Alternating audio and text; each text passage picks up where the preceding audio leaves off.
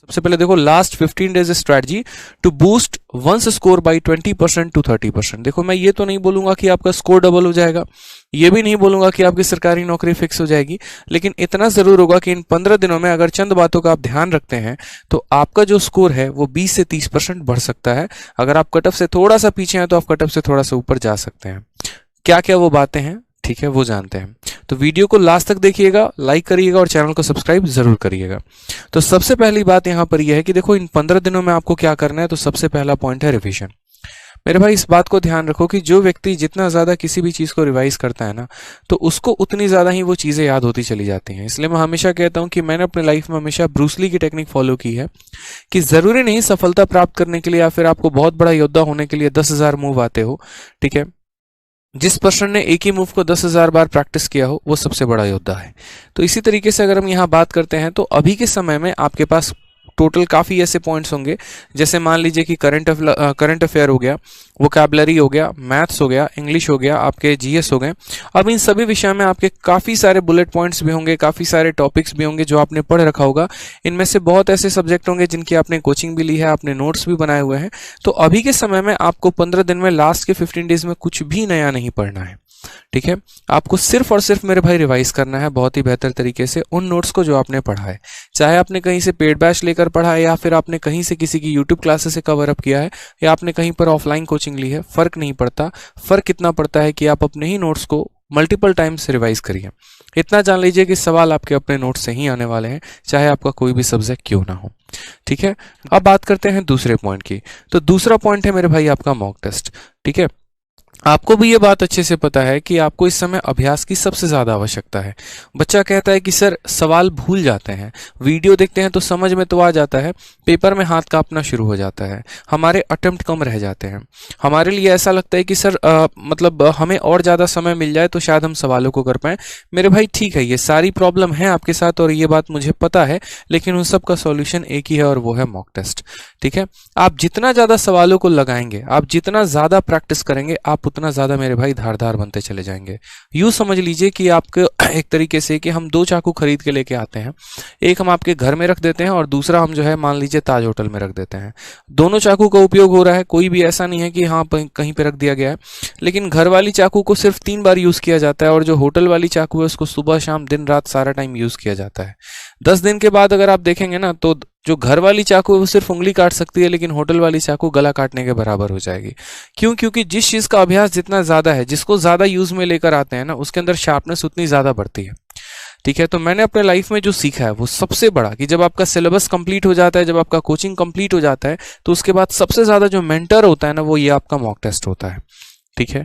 आप mock test किसी भी कंपनी का ले सकते हैं, सभी बहुत बढ़िया करा रहे हैं, लेकिन मॉक टेस्ट में आप प्रीवियस ईयर के मॉक को देंगे तो सबसे ज्यादा फायदा होगा। अब रिसेंट 2022 में बहुत पेपर्स हुए हैं, चाहे सीजल 2021 देख लीजिए, सीएचएसएल का पेपर देख लीजिए, एमटीएस का पेपर देख लीजिए, डीपी हेड कांस्टेबल का भी पेपर आ गया और सीपीओ का भी पेपर आ गया, ठीक है। इसके अलावा मेंस के भी पेपर्स हो गए। तो सिर्फ और सिर्फ 2022 में जितने भी पेपर्स आपके हुए हैं, आप उनके मॉक टेस्ट जरूर लगा कर जाइए और एक full length mock test minimum तो रखा करिए मेरे भाई। अपने तैयारी के दौरान जब लास्ट टाइम पर हमारा आया था तो कम से कम हम 7-8 8-8 मॉक टेस्ट एक एक दिन में दिया करते थे, ठीक है, क्योंकि कुछ पढ़ना होता नहीं था, सभी चीजें ऑलमोस्ट रिवाइज ही हो जाती थी। तो मुझे लगता था कि मॉक टेस्ट से बेहतर अप्रोच कुछ हो ही नहीं सकता है। बहुत ऐसे जीएस के क्वेश्चन थे जो मॉक टेस्ट के माध्यम से मुझे याद हो गए थे, बहुत ऐसे रीजनिंग के क्वेश्चन थे जो मुझे मॉक टेस्ट के माध्यम से याद हो गए थे, ठीक है। और यही कारण था कि मेरा हमेशा जो स्कोर रहा था मैथ्स, इंग्लिश और रीजनिंग में, वो 50 out of 50, 50 out of 50, 50 out of 50 रहा था। और यही कारण है कि आज मैं एक्साइज इंस्पेक्टर भी सिलेक्टेड हूं सीजीएल के माध्यम से। तो इस बात का ध्यान रखिए। तीसरा जो है वो सबसे महत्वपूर्ण है, वो है ट्रेंड एनालिसिस। यूं समझ लीजिए कि आपने डॉक्टर के पास गए अपना इलाज कराने, डॉक्टर ने आपको जांच लिख दिया और आप एक्सरे करवा के लेके आके अपने पास रख लिया। तो मेरे भाई वो किसी काम का नहीं है, वो व्यर्थ है। एक्सरे कराना इंपॉर्टेंट नहीं था, एक्सरे करवाने के बाद उसके आधार पर दवा लेना इंपॉर्टेंट था। जस्ट वही बात है, ठीक है। यहां पर भी कि मॉक टेस्ट देना ज्यादा इंपॉर्टेंट नहीं है, मॉक टेस्ट देने के बाद अपने कमियों पर काम करना इंपॉर्टेंट है। बहुत बच्चे ऐसे होते हैं मॉक टेस्ट देते हैं, अरे भाई साहब थक गए यार, अब कुछ और हो ही नहीं पाएगा हमसे, हम तो बहुत ज्यादा थक गए भाई, ठीक है, थोड़ा चलते हैं, चाय वाय पीते हैं, एकदम उतरेंगे लाइब्रेरी से। मेरे भाई ये हरकतें छोड़ दो, ठीक है। काम नहीं करोगे गलती पे, सिलेक्शन नहीं होने वाला है। मॉक टेस्ट दिया ना, ठीक है, गलती निकली, जीएस में निकला, इंग्लिश में निकला, मैथ्स में निकला, तो काम कौन करेगा? कोई और थोड़ी करेगा, आप ही को काम करना है। तो अपने गलती पर आप ही काम करेंगे, तो उसके लिए आपको क्या करना है कि एक एक पॉइंट को ध्यान रखो। मान लो स्टैटिक जीके का क्वेश्चन गलत हो रहा है, बार बार पहाड़ों के और दर्रे के सवाल गलत कर रहे हो, तो भाई याद करो ना। संविधान के अमेंडमेंट जो है वो गलत कर रहे हो, याद कर लो। कंट्री कैपिटल गलत कर रहे हो, याद कर लो। वोकैबुलरी में कुछ मिस्टेक्स हो रहे हैं, तुरंत सारा प्रीवियस ईयर लपेट डालो। जो पढ़ा है उसी को, नया कुछ भी नहीं, ठीक है। मैथ्स में कहीं पर पर्टिकुलरली किसी चैप्टर में समस्या आ रही है, तुरंत उस चैप्टर को ओपन अप किया और रिवीजन करना शुरू कर दिया। तो इन बातों का स्पेशली ध्यान रखना है आपको, ठीक है। तो रिवीजन के लिए जो मैंने कहा कि सबसे इंपॉर्टेंट है यहाँ पर आपकी अपने नोट्स को और हाईलाइटेड बुकमार्क क्वेश्चन को रिवाइज करिए, और बहुत ही शानदार तरीके से। जो भी मॉक टेस्ट देते वक्त बुकमार्क क्वेश्चन थे उनको आपको रिवाइज करना है, और जो भी हाईलाइटेड सवाल थे जिनको आपने किताबों में और अपने नोट्स में हाईलाइट कर रखा था, उनको बार बार रिवाइज करके जाइए जहां पर आपको कंफ्यूजन होता है। साथ में अगर हम बात करते हैं तो जो कैलकुलेशन वैल्यूज हो गए, जैसे मान लीजिए आपको स्क्वायर निकालना हो गया, क्यूब निकालना हो गया, √10 तक के वैल्यूज हो गए, √1, √2, √3, √4 ऐसे करके, ठीक है। कुछ पर्टिकुलरली 20 तक के क्यूब, 20 तक के स्क्वायर, तो ये सभी जो चीज़ है उनको रिवाइज करके जाइए, ठीक है। पेपर में अगर आप इनमें कंफर्म नहीं होंगे तो शायद 2 नंबर लाने के चक्कर में 2.5 नंबर आप गंवा के चले आएंगे। इसके अलावा अगर हम बात करते हैं यहाँ पर, तो एडवांस मैथ में कई सारे आइडेंटिटी होते हैं, कई सारे आपके थ्योरम्स होते हैं, वो भी आपको ध्यान रख के जाना है। स्पेशली अलजेब्रा में कई सारे फॉर्मूले हैं, आपको उनको ध्यान रखना है। ज्योमेट्री में कई सारे आइडेंटिटी हैं, आपको उनको ध्यान रखना है। नेक्स्ट बात, जैसे कि मैंने आपसे कहा मॉक टेस्ट के लिए, तो मेरे भाई मॉक टेस्ट आपको देना है, और एटलीस्ट एक मॉक टेस्ट देना है डेली का डेली, ठीक है। ये आपके लिए काफी ज्यादा फायदेमंद करने वाला है। मैथ्स में अगर आप प्रैक्टिस करना चाहते हैं तो मैथ्स के आप सेक्शनल मॉक भी दिया करो, ये भी आपको काफी ज्यादा फायदा करेगा। और जो थर्ड पॉइंट हमने लिखा है वो बहुत महत्वपूर्ण लिखा है।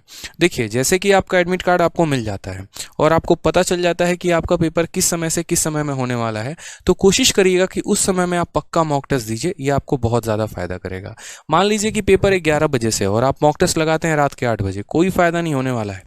अपने शेड्यूल टाइम पर अगर आप मॉक लगाएंगे ना, तो वो जाकर पेपर में आपका मेंटलिटी थोड़ा सा डेवलप होगा उसी के आधार पर, और उसके आधार पर थोड़ा सा आपको एज मिलेगा पेपर देने में और फायदा होगा। साथ में मॉक का अपना ऑर्डर मत बदलिएगा। जिस ऑर्डर में अभी आप मॉक दे रहे हैं, जैसे मान लीजिए कि पहले आप इंग्लिश को, फिर जीएस को, फिर मैथ को, फिर रीजनिंग को अटेम्प्ट करते हैं, तो आप उसी आधार पर मॉक टेस्ट को अटेम्प्ट करिएगा। अपने ऑर्डर ऑफ अटेम्प्ट को वहां पर नहीं बदलना है, ठीक है। तो इन छोटी छोटी बातों का ध्यान रखें। अगर इन बातों का आप ध्यान रख रहे हैं तो मेरे भाई जरूर सफलता मिलेगी आपको। और इसके अलावा किसी भी प्रकार का आपका डाउट है तो कमेंट बॉक्स में जरूर बताइए। इतना बस मेरे भाई बोलूंगा कि देखो, नई चीजों के पीछे मत भागना। जहां से पढ़े हो, जिससे भी पढ़े हो, कोई मैटर नहीं करता है। बस अपने टीचर पर विश्वास रखना और अपने नोट्स पर विश्वास रखना, और उनको बार बार रिवाइज करके जाना। मॉक से अपने गलतियों को सुधारना, यह सबसे बड़ी आपकी अच्छी क्वालिटी होने वाली है, ठीक है। तो इस बात का ध्यान रखिए। बाकी किसी भी तरह की और भी कोई परेशानी है कमेंट में बताइए, आपका भाई आपके लिए खड़ा है, ठीक है। जय हिंद, धन्यवाद। और वीडियो को लाइक और चैनल को सब्सक्राइब जरूर करिएगा।